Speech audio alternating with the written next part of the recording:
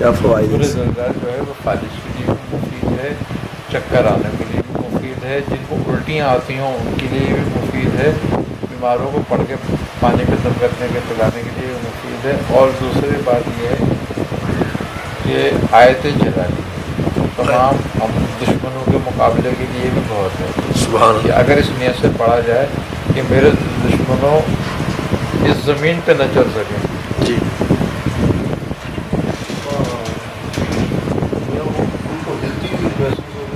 ہاں، کوئی دشمن میرے مقابلے میں نہ آ سکے، اس پہ زلزلہ پیدا ہو جائے گا۔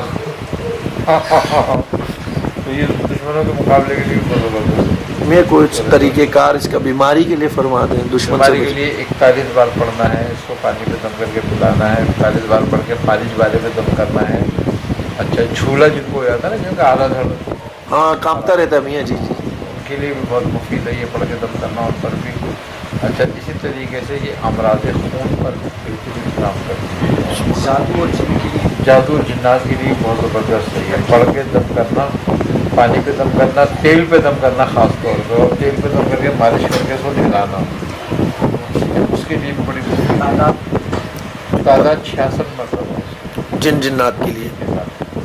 اچھا جنات کی حاضری اگر ہو جی تو پڑھ کر دم کر کے پانی پہ چھیٹا دے کے نا، جی اس میں لفظ آتا ہے شتاتا، جی جی شتا آتا ہے نا جی جی جی اذا زلزلت شتاتا، جی جی 2 دفعہ ہے آتا ہے نا، جی۔ اس لفظ کی تکرار کی جائے اور جنات والے کے لیے، اور پانی پہ دم کر کے اس کو مار دیا جائے۔ تکرار کتنی تعداد میں؟ 3 دفعہ 7 دفعہ۔ یا جب تک بندے کی کیفیت بن جائے میاں، خود بھی قہری کیفیت میں